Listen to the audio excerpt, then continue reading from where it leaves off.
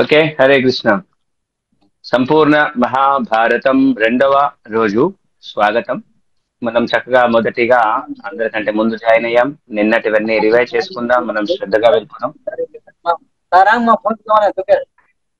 Okay, మనం ఇప్పుడు ఏం చేయాలంటే ఈ మ్యూట్ ఫర్ ఆల్ కొట్టాలి అన్నమాట.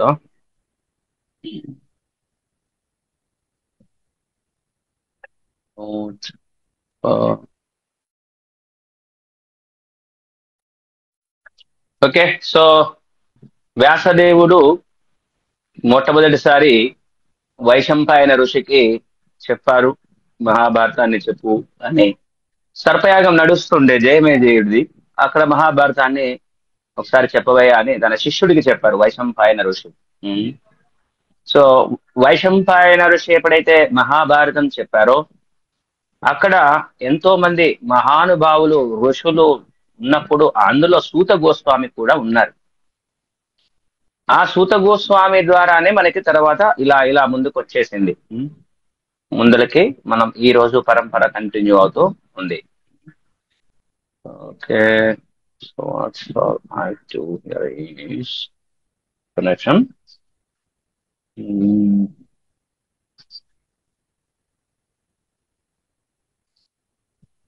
Okay.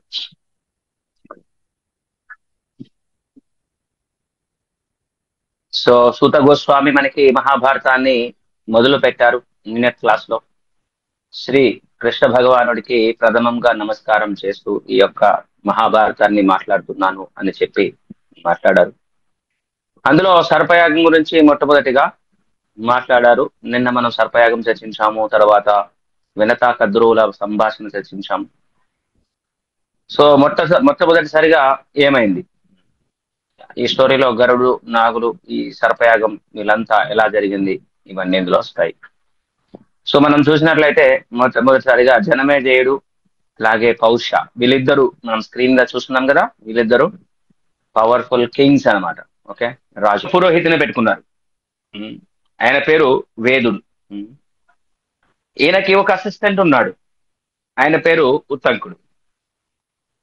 సో ఉత్తంకుడికి అనిపించింది మా గురువు గారికి, అదే గురువు గారి యొక్క భార్య ధర్మపత్ని కోరిక తీర్చాలి, తన గురువు గారు సంతోషపడాలి, తల్లితో సమానం కదా నా తల్లి అని అడిగితే ఉత్తంకుడిని గురువు గారి యొక్క భార్య పౌష్యని అడుగు, ఆమె భార్యని అడుగు అని చెప్తే భార్య అన్నది, అంటే గురువు గారి భార్య కుండలాలు అడిగితే పౌష్యుని యొక్క భార్య యొక్క కుండలాలు కావాలి అని అడిగాడు. పౌష్యుని అడిగితే నా భార్యను అడగమన్నాడు. భార్య దగ్గరికి వెళ్తే భార్య అనేది సరే తీసుకో, కవచ కుండలాలు అయితే ఇస్తాను, కానీ జాగ్రత్తగా పెట్టుకో, తక్షకుడు వీటి మీద ఎప్పుడో కన్నేశాడు, తీసుకుందామని దీని మీద ఆశ ఉంది అంటే ఆ కుండలాలు ఏదో సమ్ స్పెషల్, అది ఏంటి అని మనకు వివరాలు అనవసరం, కానీ అది స్పెషల్. సో అన్నట్టుగానే ఉత్తంకుడు అవి తీసుకున్నాడు, నదిలో స్నానం చేస్తున్నాడు పక్కన పెట్టేసి.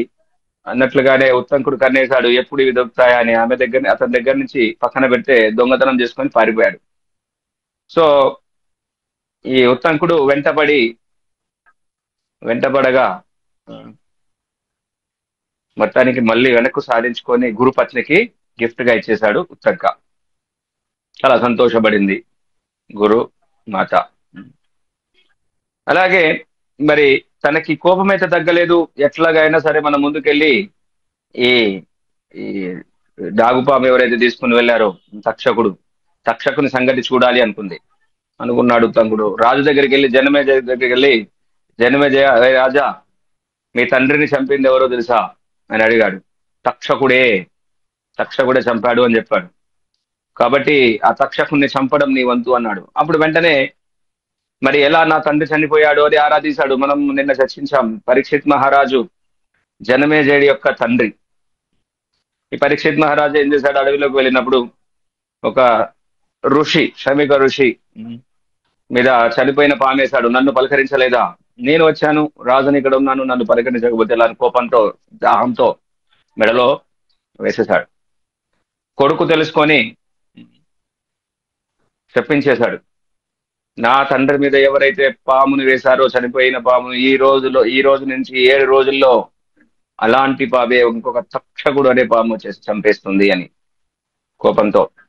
సో తండ్రి ఇన్ఫార్మ్ చేశాడు, నా కొడుకు శపించాడు, కొంచెం జాగ్రత్త అని. సో మొత్తానికి అదే విధంగా చంపేస్తుంది తక్షకపాము. సో కాబట్టి ఇప్పుడు మనం సర్పయాగం చేయాలి, ఆ తక్షకుడి సంగతి చూడాలి అన్నాడు తంకుడు. జనమేజయుడు ఏమిటి ఆజ్ఞ ఇచ్చాడు, మనం సర్పయాగం చేద్దాము, రెడీ చేయండి అని. సర్పయాగం మొదలు పెట్టేశారు. సర్పయాగం మొదలు పెట్టినంతనే పాములన్నీ వచ్చేస్తున్నాయి, అందులో పడి చచ్చిపోతున్నాయి. కానీ ఈ తక్షకుడు ఇంకా రాలేదు. తక్షకుడు వచ్చేటప్పటికి ఆ, ఏమైంది, తక్షకుడు ఇంద్రుణ్ణి శరణాగతి పొందాడు, ఇంద్ర నన్ను రక్షించు అని. ఈలోపు ఆస్తికుడు అనే వ్యక్తిని పంపించారు. వాసు కొంతమంది కలిసి, ఈ సర్పయాగాన్ని ఆపకపోతే పాములందరూ మనమందరం చచ్చిపోవాల్సిందే, నువ్వు వెళ్ళి కొంచెం కాపాడవయ్యా అని చెప్తే ఆస్తికుడు వచ్చేసి ఈ యొక్క జనమేజయ దగ్గరికి చేస్తే, జనమేజయుడు చూసి చాలా ఆనందపడిపోతాడు. ఏమి అందము, ఏమి తేజస్సు, ఆయన తెలివికి జ్ఞానానికి. నీకేమైనా కోరిక ఉంటే తెచ్చుకొని, నేను ఏమైనా కావాలంటే ఇస్తాను, వరం అడుగు అంటే, ఇంతలోనే అతను వివరించే లోపే ఏమి జరుగుతుంది అంటే, తక్షకుడు ఆ యొక్క సర్పయాగంలో కింద పడుగాక అని అడుగుతుంటే సర్పము తక్షకుడు లోపలికి రాడనమాట. ఇంద్రుడు పట్టుకొని ఉన్నాడు. అరే రావట్లేడేందా అని చూశాడు. సో అప్పుడు అచ్చా నువ్వు ఇంద్రా, నువ్వు నీ పని పాగుతా, నీ పని సంగతి చూస్తానని చెప్పి ఆ ఇంద్రుడిని కూడా ఆహ్వానిస్తాడు ఆ యొక్క సర్పయాగంలోకి. అప్పుడు ఇంద్రుడు కూడా రాబోతుంటాడు.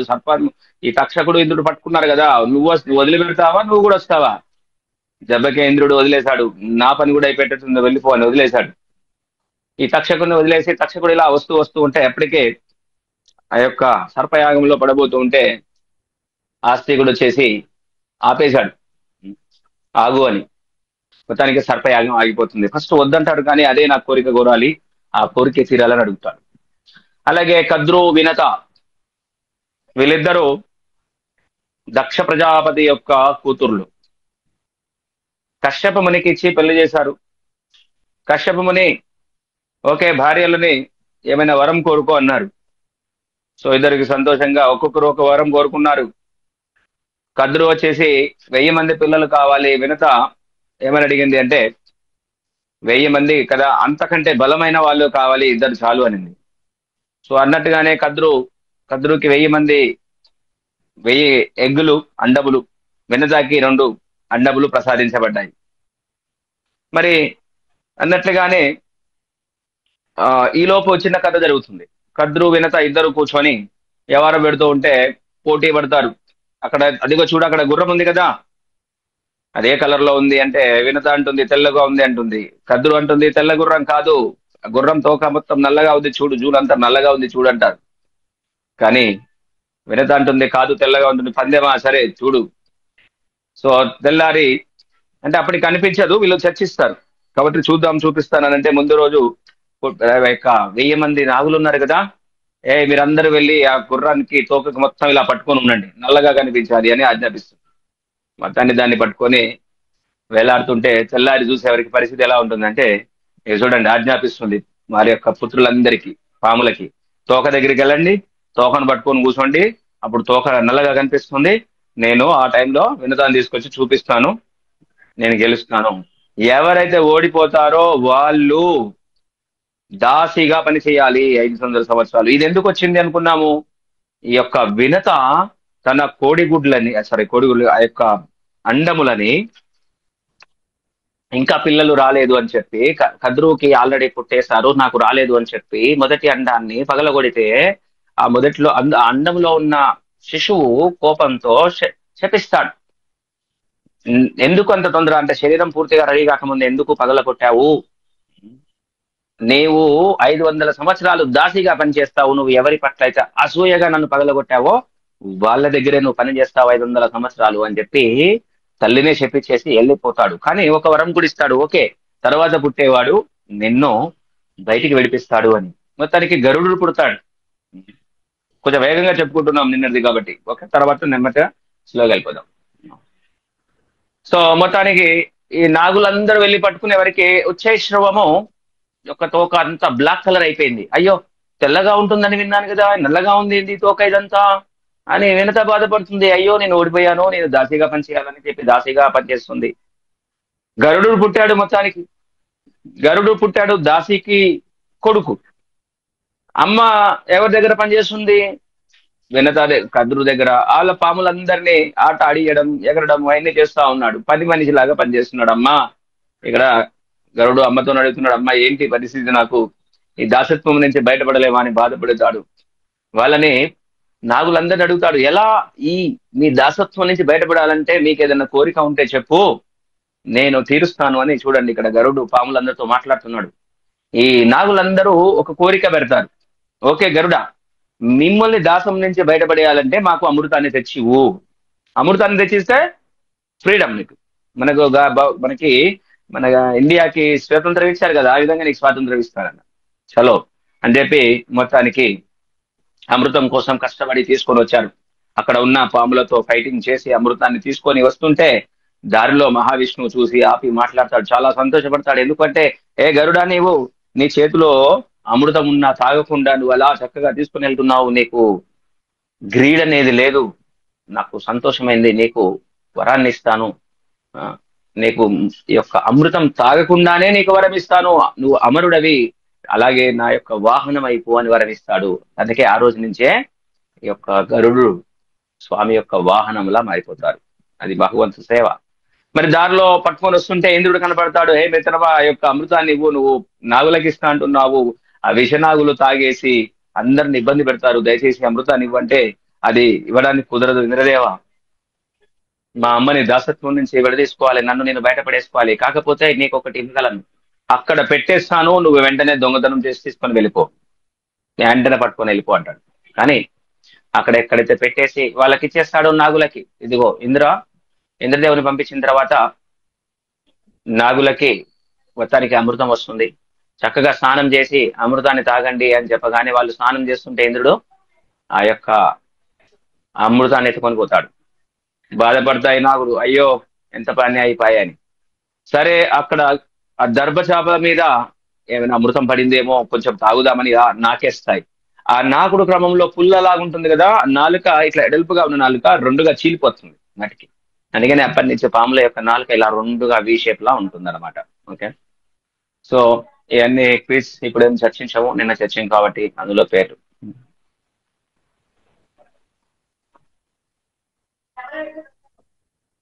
ఓకే, నెక్స్ట్ ఈ రోజు వచ్చేసి ఈ మహాభారతాన్ని మనకి కొన్ని తెలుసు ఎలాగూ. ఈ యొక్క మహాభారతాన్ని ఎవరు రాశారు, ఎలా రాశారు అనేది, అలాగే సత్యవతి ఏ విధంగా వచ్చింది అనేది మనం చర్చిద్దాం. ఒకసారి ఈ యొక్క వ్యాసదేవుల వారు అనుకుంటున్నారట, మొత్తానికి ఈ యొక్క మహాభారతాన్ని గ్రంథ పూర్తి చేయడానికి 1,00,000 శ్లోకాలు పడినాయట. మరి ఈ 1,00,000 శ్లోకాలు, ఇంత పెద్ద మహాభారతాన్ని గ్రంథస్థం చేయాలి ఎలా? మరి రాసే వాళ్ళు కావాలి, నేను చెబుతాను, రాసే వాళ్ళు కావాలి. ఎలా ఎలా ఎలా అని ఆలోచిస్తున్నాడు వ్యాసదేవుడు. బ్రహ్మదేవుల్ని ఆలోచిస్తున్నారట, చింతిస్తున్నారట, ఎలా నాకు అని. బ్రహ్మదేవుడు పితామహుడు కనిపించారు. అప్పుడు అడిగారు, బ్రహ్మదేవ పితామహ, ఈ యొక్క మహాభారతం రాయడానికి నాకు మంచి వ్యక్తి కావాలి, వాళ్ళని రికమెండ్ చేస్తే ఈ యొక్క మహాభారతం చెప్తాను, రాయాలి అని అడిగితే, ఓకే ఇంకేంటి, దీనికి ఏమిటి ప్రాబ్లం, విఘ్నేశ్వరుడు చెప్తాను చక్కగా రాసేస్తాడు అని అంటే చాలా సంతోషం. విఘ్నేశ్వరుణ్ణి వెంటనే ధ్యానిస్తారు. విఘ్నేశ్వరుడు వెంటనే వచ్చేస్తారు. బ్రహ్మదేవుడు వెళ్ళిపోయారు. గణేశుడు రాగానే వ్యాసదేవుడు చెప్తాడు, గణేష దయచేసి ఈ యొక్క మహాభారతాన్ని నేను చెబుతాను, రాయండి మీరు అని చెప్తారనమాట. ఓకే నేను రాస్తాను.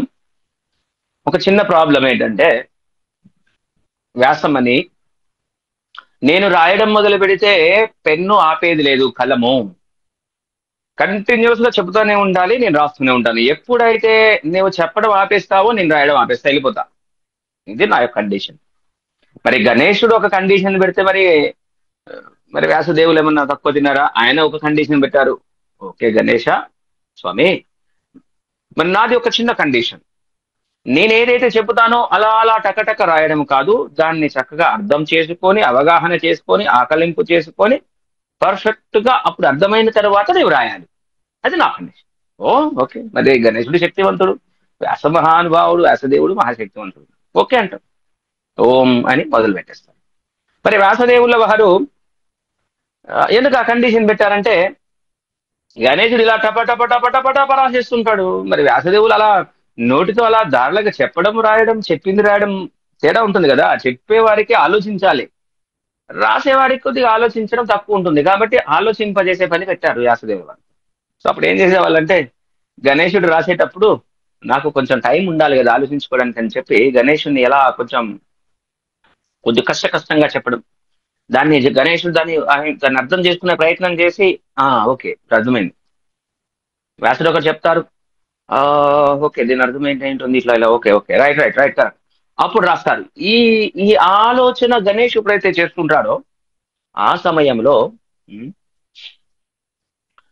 వ్యాసదేవుల వారు ఆలోచించు దాన్ని నెక్స్ట్ ఏం చెప్పాలని సీక్వెన్స్ చేసుకొని ఒక్కొక్కటిగా చెప్పేవారట. ఆ విధంగా ఈ యొక్క మహాభారతం చక్కగా ఉమ్, రాయబడింది, గ్రంథస్థం చేయబడింది. సో ఈ యొక్క మహాభారతం ఒకవైపు పెడితే, వేదాలన్నీ ఒకవైపు పెడితే మహాభారతం బరువే ఎక్కువగా తూగిందట. అందుకనే దీని మహాభారతం అని కూడా పిలువబడింది. తదుపరి మనము సత్యవతి, మనకి తెలుసు.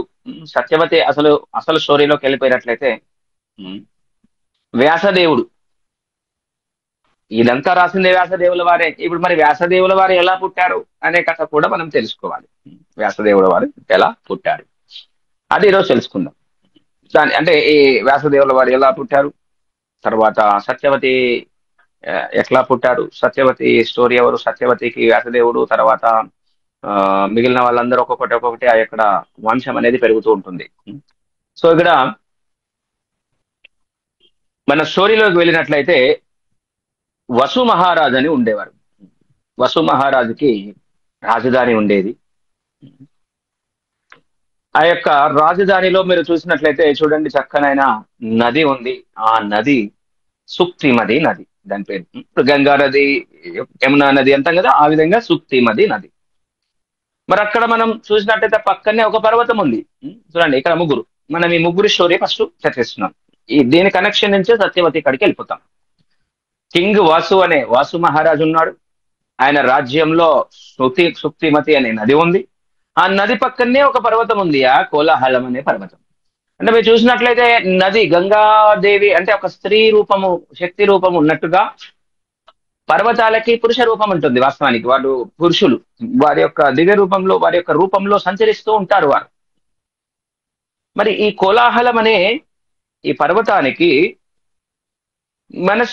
ఈ మనస్సులో సుక్తిమతి పడింది. పక్కనే ఉంది కదా, సుక్తిమతిని ఏం చేసుకున్నాడు, వశం చేసేసుకొని సుక్తిమతిని సుక్తిమతి ద్వారా ఇద్దరు పిల్లల్ని కూడా కన్నాడు.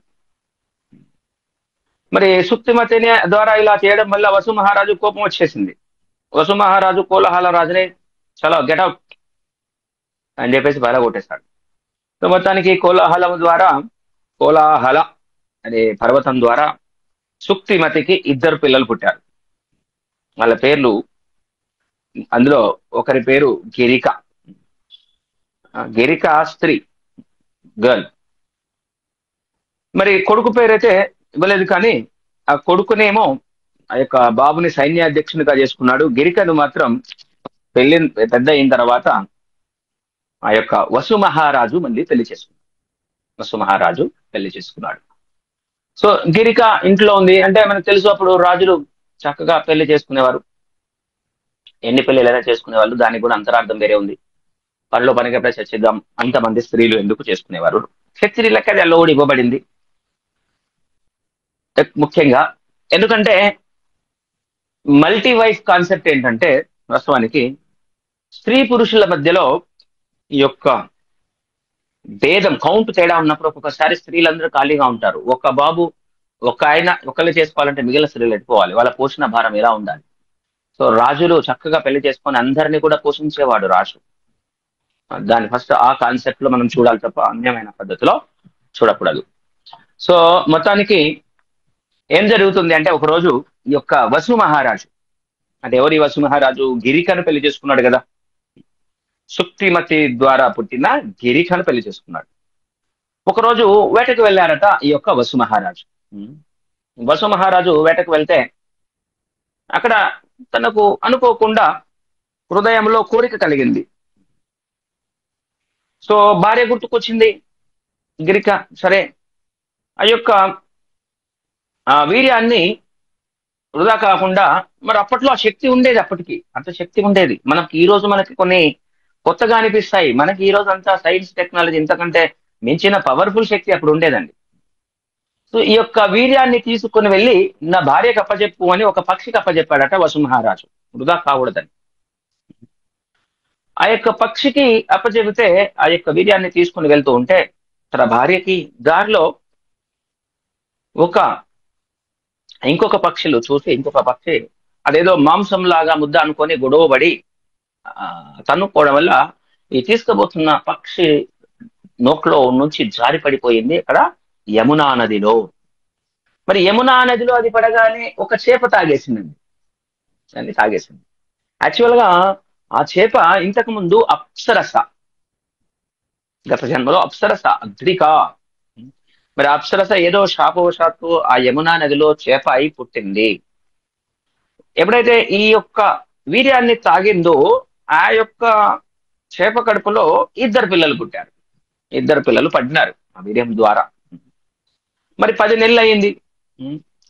ఆ 10 నెలల తర్వాత ఒక రోజు చేప యొక్క భవిష్యత్తు ఏంటి, ఎప్పటికైనా ఒక వేటగాడికి చిక్కాల్సిందే కదా.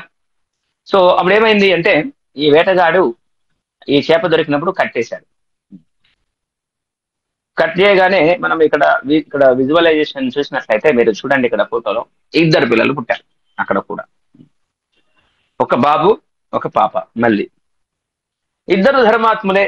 ధర్మాత్ముడైన బాబు ఏమో మత్స్యరాజు అయిపోయాడు, ఆడ శిశువే సత్యవతి, ఆమె పేరే సత్యవతి. మరి ఈ యొక్క మత్స్య మహారాజుతో పెరిగిందట ఈమె యాక్చువల్ గా. మరి ఈ సత్యవతి ఎప్పుడైతే మత్స్య మహారాజు తో ఎక్కువగా ఇక్కడ పెరిగిందో, ఇక్కడ యాక్చువల్గా చేపలు పెంచే వంశం కాబట్టి ఆ చేపల వాసన వచ్చేది ఈ యొక్క సత్యవతికి. సత్యవతి శరీరం నుండి ఎప్పుడూ కూడా ఆ ఆ యొక్క చేపల దుర్గంధం, చాలా బ్యాడ్ స్మెల్ వచ్చేదట. జనరల్ గా చేపలు పట్టే వాళ్ళ దగ్గర ఎలా ఉంటుందండి, స్మెల్ చాలా బ్యాడ్ గా వస్తుంది, ముఖ్యంగా చేపలకు సంబంధించిన అయితే. మేబీ అక్కడే ఉండే వాళ్ళకి రెగ్యులర్ గా అలవాటు పడి అది భరిస్తారు, కానీ జనరల్ గా అయితే చేపల యొక్క వాసన ఇదిగా ఉంటుంది. సో మరి ఈ సత్యవతి పెద్ద అయింది, పెద్ద అయిపోయింది అది చేసి చేసి. మరి సత్యవతి ఏం చేసేది అంటే, ఆమె యొక్క సేవ, అక్కడ నదిని ఇటు యమునా నది ఇటు నుంచి అటు, అటు నుంచి ఇటు అందరినీ ప్యాసింజర్స్ అంటాం కదా, ఇప్పుడు కూడా బోట్ నడిపిస్తారు కదా, అలా నడిపించేదట ఈ యొక్క సత్యవతి. మరి ఇలా నడిపిస్తున్న క్రమంలో ఒకరోజు పరాశర మునిని తీసుకుని వెళ్లాల్సి వచ్చింది. పరాశర ముని వచ్చేసి నన్ను అవతల వైపు తీసుకుని వెళ్ళమని అడిగారు. సత్యవతి ఓకే అని చెప్పేసి తీసుకుని వెళ్తోంది. మధ్యలోకి వెళ్ళినాక ఈ యొక్క పరాశర ముని మహా మహా గొప్ప ముని అన్నమాట. పరాశర మునికి మనసులో కోరిక కలిగింది, ఇంకొక అద్భుతమైన ముహూర్తం కూడా వచ్చిందట. ఆ ముహూర్తంలో ఎవరైతే పుడతారో మహానుభావుడు భగవంతుడి స్వయంగా ఆవిర్భవిస్తాడట. సో ఈ యొక్క పరాశర ముని సత్యవతిని అడుగుతాడు, నీవు నాతో సహకరిస్తే ఇప్పుడు మహాపురుషుడు పుడతాడు, నీ జన్మ ధన్యమవుతుంది, లోక కళ్యాణం అవుతుంది, నీ యొక్క కన్యత్వం దెబ్బతినకుండా ఉంటుంది, అది నేను చూస్తాను అని చెప్తే, మొత్తానికి వీళ్ళిద్దరి యొక్క కలయిక ద్వారా పుడతాడు వ్యాసదేవుడు. వెంటనే వ్యాసదేవుడు ఆవిర్భవిస్తారు. మహానుభావుడు, భగవంతుడి యొక్క శక్తి ఆవేశ అవతారం అంటాం. ఈ వ్యాసదేవుడే మనకి మహాభారతము ఇతిహాసం ఇచ్చారు, 18 పురాణాలను ఇచ్చారు. వారి యొక్క కృపతోనే మనం ఈ రోజు ఈ మహాభారతం కానీ పురాణాలు కానీ ఇవన్నీ మనం చూసుకుంటున్నాం. మరి ఇంకొక వరం కూడా ఇచ్చారట. ఏమని ఇచ్చారంటే, చేపల వాసన వస్తుంది కదా, ఈ వాసన అంతా కూడా పోతుంది, చాలా అద్భుతమైన సుగంధమైన వాసన వస్తుంది, సుగంధమైన పరిమళమైన వాసన వస్తుంది అని చెప్పారు. అందుకనే ఆ రోజు నుంచి యోజన గంధి అని పేరు వచ్చింది. సత్యవతికి ఇంకొక పేరు యోజన గంధి. అంటే ఆమె శరీరం నుండి వచ్చే ఆ సుగంధభరితమైన వాసన ఉంటుంది చూసారా, చక్కనైన అద్భుతమైన వాసన. యోజనము దూరం వస్తుందట. యోజనం అంటే సుమారుగా 8 మైళ్ళు అంటే 12 కిలోమీటర్లకు పైనకి వస్తుంది సుమారుగా. అంత దూరం వస్తుందట. యోజన గంధి, గంధవతి, సత్యవతి యొక్క పేర్లు ఇతర పేర్లు అనమాట. గంధవతి అంటే గంధము, అద్భుతమైన గంధం లాంటి స్మెల్, వాసన వస్తుంది కాబట్టి. మరి వ్యాసదేవుడికి ద్వైపాయ, ద్వైపాయడు అని కూడా పేరుంది. వేద వ్యాసుడు, వేదాలను అన్ని చక్కగా సంకలనము చేశాడు దాని పద్ధతి ప్రకారం. అందుకే వేద వ్యాసుడు అని వచ్చేసింది మనకి. ఇంకా తర్వాత వచ్చేసి ఒకసారి ఏమైంది అంటే, నెమ్మదిగా మనం మూల మహాభారతం వైపు నడుస్తున్నాం. అంటే మనకి పాండవులు వచ్చే వరకు ఏంటి, ఇంకా పాండవులు రాలేదు, పాండవులు రాలేదు అనిపిస్తుంది. ఇంకా రావాలి రావాలి కదా అనిపిస్తుంది. వస్తున్నారు, త్వరలో మనకు వచ్చేస్తారు. ఫస్ట్ ఆఫ్ ఆల్, ఈ మహాభారతంలో పాత్రలు ముందు ఇప్పుడు ఎవరెవరు ఎలా వచ్చారో కొన్ని కొన్ని వస్తాయి. దానికంటే ముందు వ్యాసది ఇక్కడ సూత గోస్వామి ఒక విషయాన్ని వివరిస్తున్నారు. ఏంటంటే, పరశురాముడు మనకు తెలుసు కదా.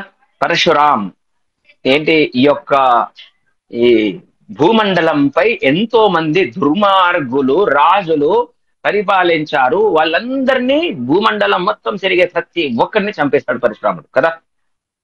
మరి ఈ యొక్క క్షత్రియులు, దుర్మార్గపు క్షత్రియులందరూ చనిపోవడం వల్ల వారి యొక్క భార్యలు, మరి సంతానం లేని వాళ్ళు ఉన్నారు ఎంతో మంది.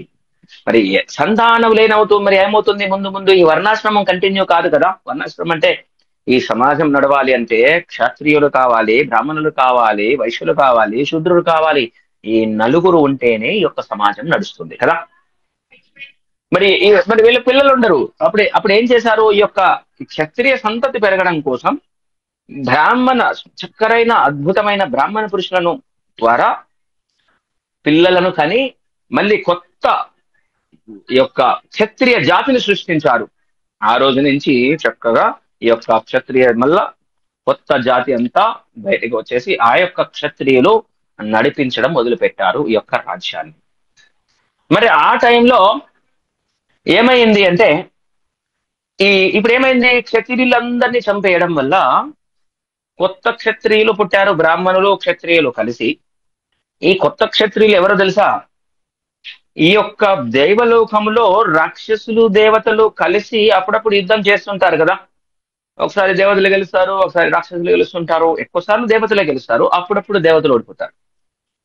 సో మరి ఆ స్థితిలో దేవతలు గెలుస్తూ ఉన్నారు, ఈ రాక్షసులు ఏం చేయాలో అర్థం కాక ఓడిపోతూ ఉన్నారు. ఎక్కడెక్కడ అర్థం కాక, స్వర్గంలో స్థానం లేక అటు సైడు, సరే ఇక్కడ కాదులే, ఇక్కడ మన పరిస్థితి బాగలేదులే, భూలోకంలో వెళ్ళి పుడదామనుకొని రాక్షసులందరూ భూలోకంకి వచ్చేసి మళ్ళీ క్షత్రియ పుత్రులుగా పుట్టడం మొదలుపెట్టారట. అందుకనే ఇక రాక్షసులు రాజు కుటుంబంలో పుడితే ఏమవుతుందండి, రాజు రాక్షసుడు అవుతాడు. అలాంటి స్థితి వచ్చింది మళ్ళీ ఈ యొక్క భూప్రపంచంపై. రాక్షసులందరూ రాజులై పుట్టారు. దేశమంతా రాజ్యాలన్నీ నాశనం అయిపోతున్నాయి. అందరినీ ఇబ్బంది పెట్టే రాజులు పుట్టారు. దురహంకారాలతో ఉన్నారు. ఋషులను ఇబ్బంది పెడుతున్నారు, హింసిస్తున్నారు, అణిచివేస్తున్నారు, ప్రజలను ఇబ్బంది పెడుతున్నారు ఈ రాక్షసులు. సో మరి వెంటనే భూమి తల్లికి బాధ వేసి బ్రహ్మదేవుడి దగ్గరికి వచ్చేసి స్వామిని, బ్రహ్మదేవ, ఏడుస్తూ తన వ్యధని చెప్పుకుంది. స్వామి, ఏ బ్రహ్మదేవ, ఈ యొక్క పాపంతో ఈ భూభారం నిండిపోయింది, వీళ్ళ యొక్క పాపాన్ని మోయలేకపోతున్నాను, ఏదన్నా చేయండి అని చెప్తే వెంటనే బ్రహ్మదేవుడు వీళ్ళందరూ కలిసి స్వామి దగ్గరికి వెళ్తారు. క్షీరోదక సాయి విష్ణు భగవాను దగ్గరికి వెళ్తారు. బ్రహ్మదేవుడు, ఈ యొక్క భూదేవి అందరు కలిసి అక్కడికి వెళ్తారు. స్వామి దగ్గరికి వెళ్ళి, హే కృష్ణ, హే విష్ణు, ఇక శ్వేత దీప్తిమండం అనమాట, ఈ యొక్క భూభారాన్ని తగ్గించే పరిస్థితి మాకు కావాలి అని అడిగితే, స్వామి బ్రహ్మదేవుడి యొక్క హృదయంలో ఒక ధ్వని వస్తుంది, మాట్లాడతారు.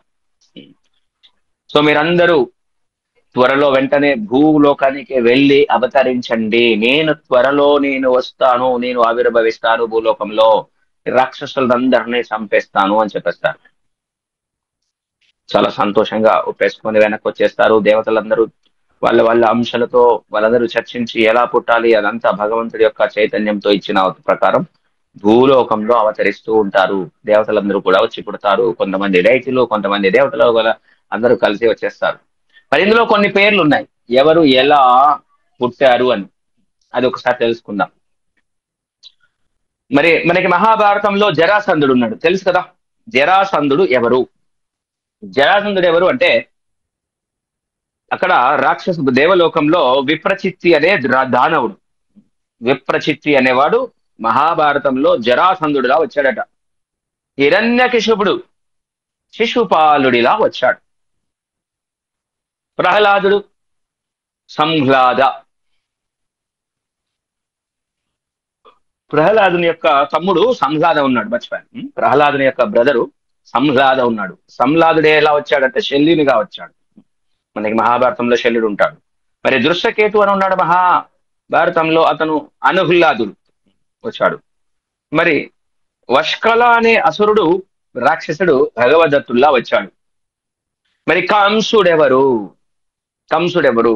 కాలనేమి అనే రాక్షసుడు ఉన్నాడు పై లోకాల్లో, రాక్షస లోకంలో, స్వర్గలోకంలో. ఆ యొక్క కాలనేమి అనే రాక్షసుడే, దానవుడే కంసుడిలా వచ్చాడు. అంటే చాలా మంది కంసుడితో పాటు ఎంతో మంది దానవులు ఇక్కడ పుట్టడం మొదలుపెట్టారు. మరి బృహస్పతి యొక్క అంశ ద్రోణాచార్యులా వచ్చారు. బృహస్పతి ఎవరు? గురుగ్రహం, గురుదేవులు, గురువు యొక్క అంశ కాబట్టి ద్రోణాచార్యులు ఎవరు? ఎలా వచ్చారు? గురువులా వచ్చారు. ద్రోణాచార్యులు పాండవులకి, కౌరవులకి ఈ యొక్క ఆ ధనుర్విద్య, సమస్త వేద విద్యలు నేర్పించేస్తారు ద్రోణాచార్యుల వారు, గురువు గారు. సో బృహస్పతి యొక్క అంశ ద్రోణాచార్యుడు. మరి మహాదేవుడు, శివుడు, యముడు, వీళ్ళ యొక్క అంశలు ఎలా వచ్చారు? వీళ్ళ యొక్క అంశాలతో కూడి అశ్వత్థామగా వచ్చారట. మహాదేవుడు యముడి యొక్క అంశాల నుండి అశ్వత్థామ పుట్టాడట. కొంచెం కోపం కదా మహాదేవుడు, యముడు కోపం కదా, కోపస్వరూపం అని తీసుకొని అశ్వత్థామగా వచ్చారట. ఇక శకుని, మహాభారతంలో శకుని ఉన్నాడు. మనకి శకుని అంటే తెలియని వాళ్ళు దాదాపుగా ఉండరు కదా. శకుని ఎవరు? ద్వాపర యుగం. ద్వాపర యుగం అంటే ఏంటంటే, ఇప్పుడు 4 యుగాలు. ఇప్పుడు గంగాదేవి, గంగా నదికి గంగాదేవి ఒక స్వరూపం ఉంటుంది, మూర్తి భవించిన రూపం అంట. సో ద్వాపర యుగానికి ఒక మూర్తి భవించిన రూపం, ఒక వ్యక్తి ఉంటాడు. సత్యయుగానికి, కలియుగానికి మూర్తి భవించిన రూపం ఏంది? కలి పురుషుడు అంటాం కదా. నిజంగా ఒక వ్యక్తి ఆ రూపంలో ఉంటారు, మనకు కనిపించరు. దానికి మూర్తిభావం, వాళ్ళకి దానిపై హక్కు, వాళ్ళకు ఒక బాధ్యత ఉంటుందన్నమాట. అట్లా ద్వాపర యుగము శకుని పాత్ర తీసుకున్నాడు. అని ఇంకా కొంతమంది మరుద్గణములు, మరుత్తులు అంటాం అక్కడ, ఒక వాళ్ళు ఒక తెగ లాగా, వాళ్ళందరూ కూడా కొంతమంది సాత్యకి లాగా, ఒకరు సాత్యకి, ఒకరు ద్రుపదుడు, ఒకరు కృతవర్మ, వీళ్ళందరూ అలా వచ్చారట. మరి యమధర్మరాజు ఎలా వచ్చాడు? ఈ యమధర్మరాజు ఎలా వచ్చాడు అనేది మీకు క్విజ్ క్వశ్చన్, నాకు క్వశ్చన్ లో పెట్టండి, ఎవరికైనా తెలిస్తే చాట్ లో పెట్టండి. యమధర్మరాజు మహాభారతంలో ఎవరు వచ్చారు? ఓకే. నెక్స్ట్ పాండురాజు, ఈజీ అడుగుతున్నాను మీకు. పాండురాజు ఎవరు? మూర్తి భవించిన ధర్మరాజు, కలి యొక్క అంశ. ఈ రెండు మిమ్మల్ని అడుగుతున్నాను, ఇటు దుర్యోధనుడు, అటు యమధర్మరాజు, వీళ్ళిద్దరు ఎవరి అంశలో నాకు మెసేజ్ పెట్టండి. ధర్మరాజు డాష్ పేరు, సారీ యమధర్మరాజు, దుర్యోధనుడు ఎవరి అంశ? ఈ రెండు పేర్లు మీకు తెలిస్తే క్విజ్ లో పెట్టండి, చాట్ లో. ఓకే, నువ్వు చూస్తాను తర్వాత. దుశ్శాసనుడు నుంచి దుర్యోధనుని వరకు వీళ్ళందరూ కూడా పులస్త్యుని యొక్క రాక్షస పుత్రుడు. పులస్త్యుడి అనే ఒక అతను ఉండేవాడట, ఆయనకు రాక్షస పుత్రుడు ఉన్నారట. రాక్షసులందరూ కూడా ఈ దుర్యోధనుడి యొక్క సోదరులు. మీకు మొత్తం 100 మంది కదా, ఈయన సోదరులందరూ ఇలా వచ్చేసారట. మరి పాండవులలో ధర్మము, వాయువు, ఇంద్రుడు, వీళ్ళందరూ అశ్విని దేవతల అంశాలు లైన్ గా వచ్చేసారు. ధర్మరాజు ఏమో ధర్మాత్ముడు పుత్రుడు, వాయుపుత్రుడేమో భీముడు, అర్జునుడేమో ఇంద్రుడు పుత్రులా వచ్చారు. అశ్విని దేవతల అంశాలుగా నకుల సహదేవుల్లా వచ్చారు. ఈ పాండవులందరూ వీళ్ళ యొక్క అంశాలు లైన్ గా చూసినట్లే. తర్వాత వచ్చేసి దృష్టద్యుమ్నుడు ఎవరు? అగ్నిదేవుడి యొక్క అంశ. అగ్నిదేవుడు దృష్టద్యుమ్నుడిగా వచ్చాడు. ఓకే. నెక్స్ట్ శిఖండి ఇంతకు ముందు రాక్షసుడు, ఈయన కూడా ఒక రాక్షసుడు. మరి విశ్వదేవులు అనే వారు ఉండారట, వాళ్ళు ద్రౌపది యొక్క కొడుకుల్లా వచ్చారట. శరత్ కుమారుడు ప్రద్యుమ్నుడిగా వచ్చారట. మరి ఈ 16,000 మంది అప్సరసలు ఉన్నారు. దీనికి కూడా ఒక కథ ఉంటుంది, సందర్భాన్ని బట్టి చర్చిద్దాం. 16 మంది 16,000 మంది కూడా అప్సరసలు భగవంతుడికి, శ్రీకృష్ణ భగవానుడికి భార్యలై వచ్చారు. లక్ష్మీదేవి ఎవరు? రుక్మిణీ మాతగా వచ్చారు. సారీ, రుక్మిణి ఎవరు అనాలి కదా. రుక్మిణీదేవి ఎవరు? లక్ష్మీ మాతే స్వయంగా రుక్మిణీదేవిలా వచ్చారు. మరి ద్రౌపది ఎవరు? ద్రౌపది ఎవరు అంటే శచీదేవి, ఇంద్రుని యొక్క ధర్మపత్ని పత్ని ఉన్నది కదా శచీదేవి, ఆమె భాగము ద్రౌపదిలా వచ్చాడు. మొత్తానికి ఇలా ఒక్కొక్కరు ఒక్కొక్క పాత్ర తీసుకున్నారు. రకరకాల పాత్రలు తీసుకోవడానికి రెడీ అయిపోయి ఆవిర్భవించడానికి వచ్చేసారు. ఇలా అందరూ చర్చించుకుంటుంటే సోముడు, అంటే చంద్రుడు యాక్చువల్ గా, సోముడు తన పుత్రుణ్ణి నేను కూడా పంపిస్తాను భూలోకానికి, కానీ నా కొడుకు అంటే నాకు పంచ ప్రాణాలండి, నేను భూలోకంలో చాలా రోజులు ఉంచలేను, నేను ఎక్కువ చూడకుండా ఉండలేను, నా దగ్గరే ఉండాలి, నా కొడుకు మాత్రం తొందరగా వెంటనే పంపించేసేయండి, చాలా తొందరగా పంపించాలి అని అడుగుతాడట. కాబట్టి అప్పుడు మరి అందరూ కలిసి ఎలా నిర్ణయం తీసుకుంటారంటే, ఓకే నీ పుత్రుడిని తొందరగా పంపించేస్తాను అని భగవంతుడు చెప్పేశాడు అని. అందుకోసమే ఆ యొక్క సోముడి యొక్క పుత్రుడు ఎవరు? అభిమన్యుడు. అందుకోసమే మీరు అభిమన్యుడు మీరు చూసినట్లయితే సుమారు ఎంత 15-16 సంవత్సరాల వయసులోనే ఆ యొక్క మహాభారతం యుద్ధం వచ్చేటప్పటికి ఆ వయసులోనే శరీరం వదిలేసేది. కానీ అభిమన్యుడు చేసిన యుద్ధం అంతా ఇంత కాదండి. అర్జునుడు అంటే అర్జునుడికి మించి యుద్ధం చేస్తాడు. అధర్మ యుద్ధం చేయడం వల్ల అభిమన్యుడు ఓడిపోతాడు తప్ప డైరెక్ట్ గా యుద్ధము చేసి చంపగలిగే శక్తి ఉన్నవాడు ఒక్కడు కూడా లేడు అక్కడ. మహారథులందరూ కలిసి ఎదురు దెబ్బ కొట్టేసి చంపేస్తారు అభిమన్యుని. ఆ అభిమన్యుడు ఎందుకంటే ఇది బ్యాక్గ్రౌండ్ లో కారణం ఏంటంటే తొందరగా పంపించేసేమని ముందే నిర్ణయం అయింది కాబట్టి ఈ విధంగా ఆ యొక్క సంఘటన అనేది సృష్టించబడుతుంది. అంటే ఏదైనా మనం దీన్ని ఎలా అర్థం చేసుకోవాలి? ఏదైనా సరే ఒక సంఘటన అనేది ముందే నిర్ణయించబడి ఉంటుంది, దాని ప్రకారం జరుగుతుంది. మొత్తానికి చెప్తారు, చాలా వీరమరణం పొందుతాడు, ఎంతో మంది ఒక్క రోజులోనే 1000 మంది సైన్యాన్ని చంపేసి వెనకొస్తాడు, మహాకీర్తిని పొందుతాడు అని కూడా వరం ఇచ్చేస్తారు సోముని యొక్క పుత్రుడికి. సో ఆ విధంగానే పుడతాడు, చనిపోతాడు. ఇక ఇంకొక స్టోరీలోకి మనం ఎంటర్ అవుతున్నాం. మరి ఇప్పుడు మనకి సత్యవతి ఇంతవరకు మనం నిన్న ఇవాళ అబ్జర్వ్ చేసినట్లయితే ఒక నిన్నటి దాంట్లో అంటే కద్రు వనిత స్టోరీ విన్నాం, ఇవాళ రివిజన్ చేసుకున్నాం చక్కగా. 10 minutes ముందు జాయిన్ అయ్యారు. ఎలా ఆ రివిజన్ అయిపోయిన తర్వాత ఈ రోజు ఇప్పటి వరకు మనం ఏం చర్చించాం? మహాభారతంలో పాత్రలన్నీ ఎవరు, ఆ యొక్క సత్యవతి ఎలా పుట్టింది, సత్యవతిని యోజన గంధి అని పిలుస్తాము. అంతవరకు ఇప్పుడు సత్యవతి ప్లస్ వ్యాసదేవుడు ఎలా ఆవిర్భవించారో మనం ఇప్పటివరకు చూసాం. ఓకే, ఇప్పుడు ఇంకొక కొంచెం ముందుకు వెళ్తున్నాం. ఇంకా కొన్ని పాత్రలు ఎంటర్ అవుతున్నాయి మనకి. దుష్యంత మహారాజు అనేవాడు ఉండేదండి. దుష్యంత అనే మహారాజు ఉండేవాడు. మరి ఈ మహారాజు ఎన్నో ద్వీపాలని, రకరకాల మ్లేచ్ఛ దేశాలను, వీళ్ళన్నీ ఎన్నో దేశాలు, ఈయన యొక్క ఎన్నో రాజ్యాలు ఈయన యొక్క అధీనంలో ఉండేవి. ఈయన చెప్పినట్లే జరిగేవి అనమాట. చక్కగా పాలించేవాడట. మరి ఒకరోజు ఏమైందంటే ఆయన అరణ్యము వైపు వెళ్ళి అలా ప్రయాణం చేస్తూ ఉంటే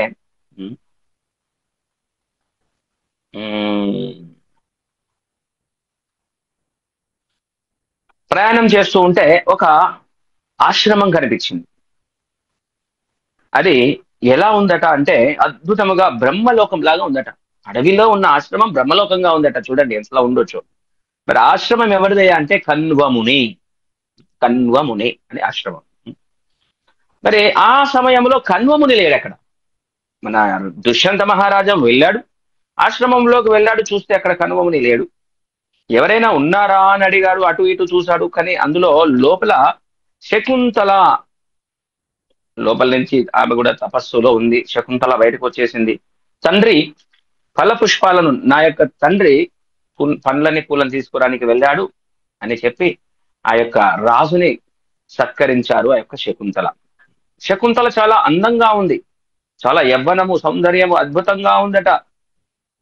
అది చూసి ఈ యొక్క దుష్యంతుడు, ఎవరు సుందరి నీవు, ఎక్కడి నుంచి వచ్చావు, నీవు ఎవరు, అసలు ఇక్కడ ఉన్నావు ఎవరు, నీ తండ్రి ఎవరు అని అడిగారట.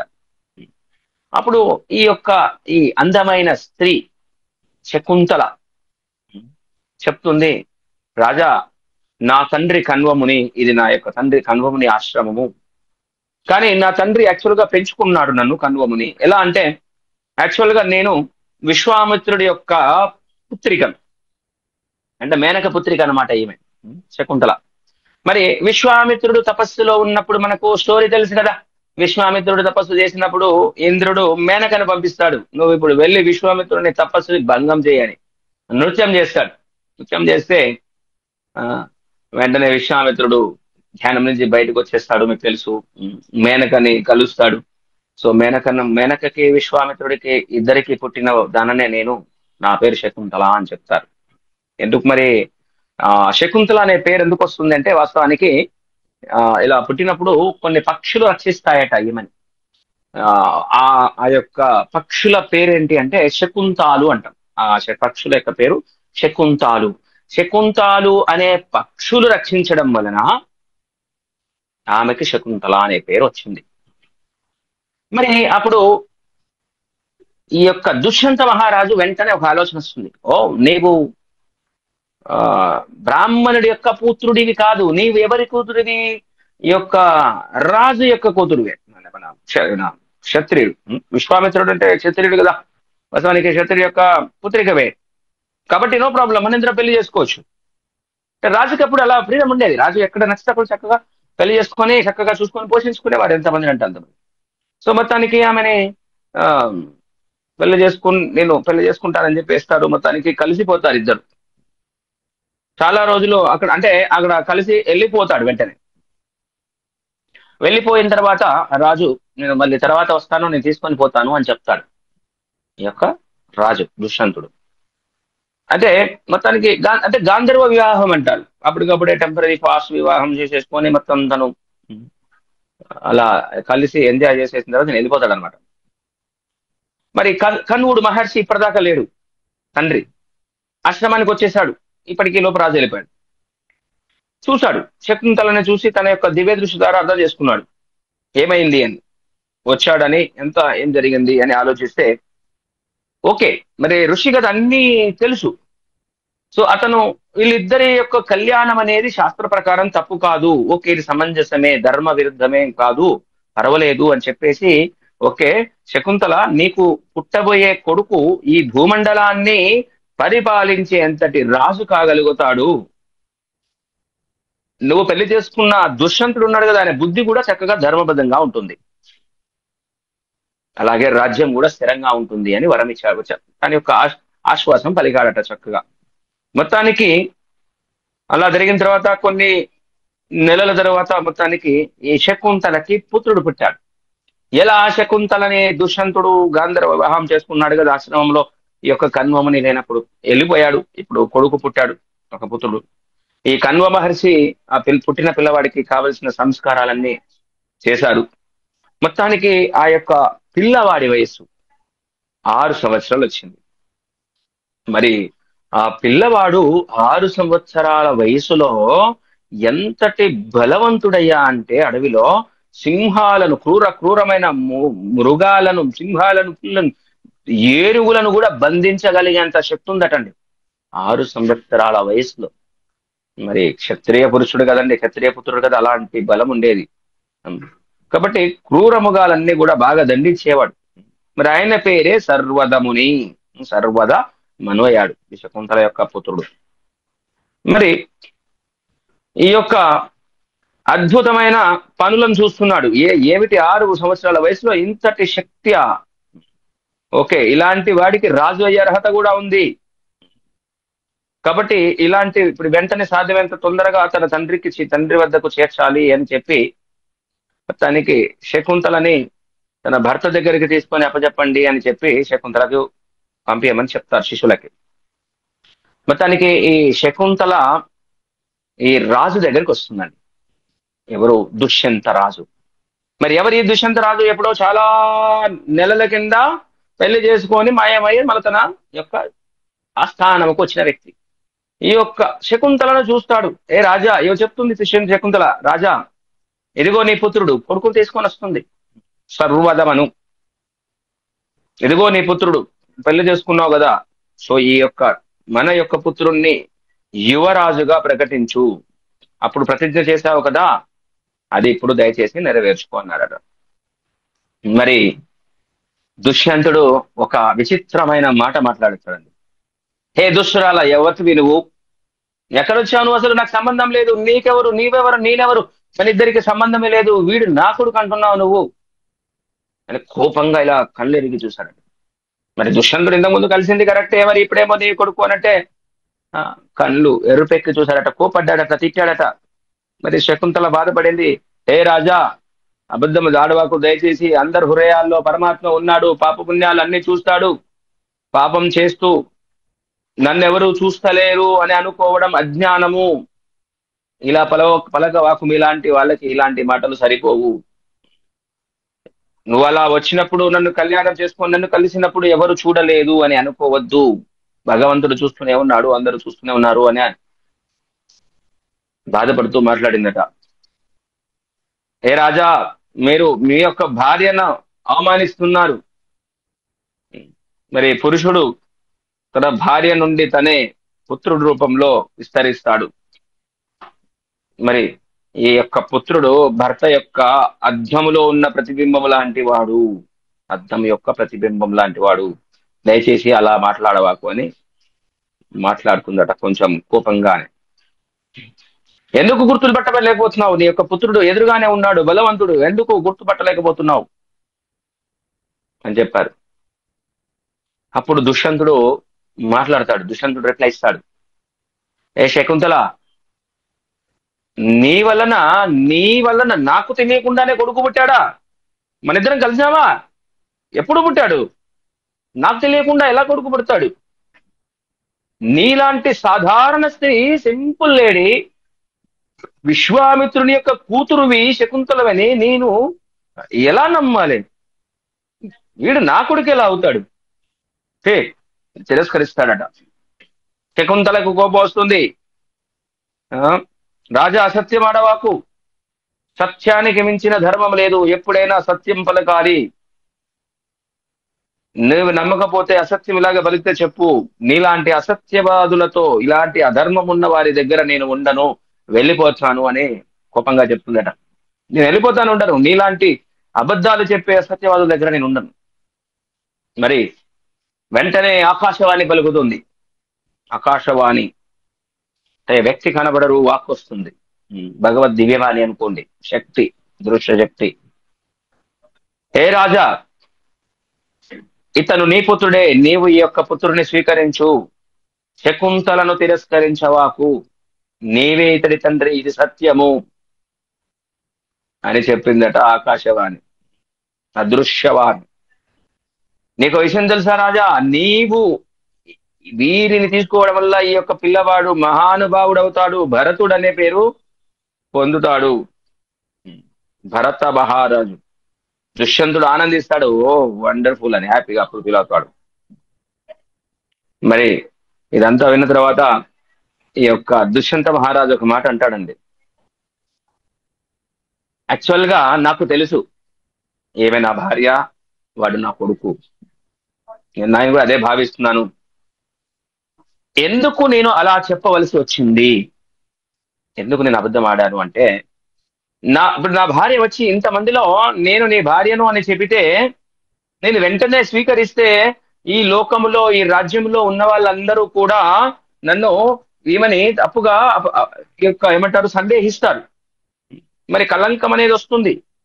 నిర్దయగా వ్యవహరించవలసి వచ్చింది అని చెప్తారు. అందుకోసమే ఇప్పుడు ఆకాశవాణి పలికి, ఇప్పుడు అదే అందరిలో ఆకాశవాణి పలికితే ఇప్పుడు ఏమైంది, దానికి ఒక శక్తి వచ్చింది, ఆధారం వచ్చింది, భార్య అని చెప్పింది. కాబట్టి దానికోసమే చేయాల్సి వచ్చింది అలా అని చెప్తారు అనమాట. ఆ బాలుని హత్తుకొని ఆ పిల్లవాడిని తీసుకుంటారన్నమాట. ఏ దేవి, నేను నిన్ను పెళ్లి చేసుకున్న విషయం ఇంకెవరికి తెలియదు, మన ఇద్దరమే ఉన్నాం. మరి అందరికీ తెలియకపోతే నిన్ను తప్పుగా అర్థం చేసుకుంటారు. నేను అందుకోసమే అలా మాట్లాడాల్సి వచ్చింది, అంతే తప్ప అన్యమైనది కాదు. కఠినంగా ప్రవర్తించానని అనుకోవాకు. సో ఇప్పుడు నువ్వు నా యొక్క రాణివి అని భార్యను స్వీకరిస్తాడని. తర్వాత భరతుడికి రాజ్యాభిషేక్తం చేస్తాడు. చక్కగా రాజ్యానికి భూమండలాన్ని చక్రవర్తిగా ఈ యొక్క రాజ్యాన్ని పాలిస్తాడనమాట. ఎన్నో ఎన్నో యజ్ఞాలు చేస్తాడు. భరతుని పేరు పైననే ఈ యొక్క భారతదేశం కూడా వచ్చింది. ఈ యొక్క దుష్యంతుని యొక్క కొడుకు భరతుడే ఈ యొక్క రాజ్యం. తనకి చక్కగా ఈ విధంగా భరత వంశము, భరతుడు ఏ విధంగా పుట్టాడు అని ఈ యొక్క స్టోరీ. సో ఈ విధంగా ఇక్కడ ఇంకా చాలా చాలా పేర్లు ఉన్నాయి. అవన్నీ పేర్లు మనము ఇక్కడ ఇంకా ఎన్నో వాళ్ళ యొక్క బ్యాక్గ్రౌండ్ లో ఒక్కొక్క వంశం మొత్తం తర్వాత ఎవరెవరు అవన్నీ ఆ తిల్లాకాధిపత్యం కోసం ఎలా ఎలా ముందుకు వెళ్ళిపోయారు. అవన్నీ పేర్లన్నీ కూడా వచ్చాయి.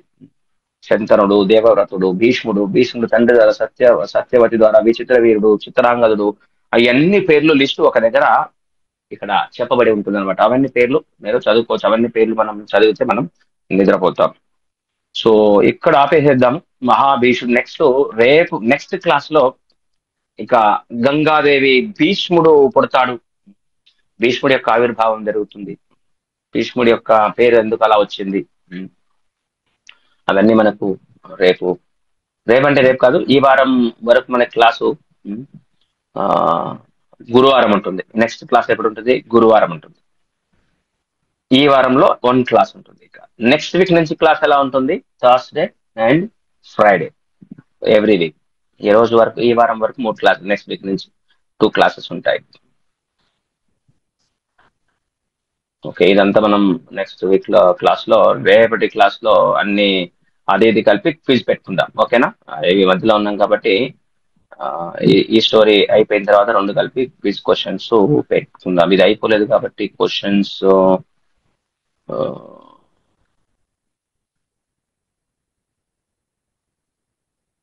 Okay. Any question? Hare Krishna.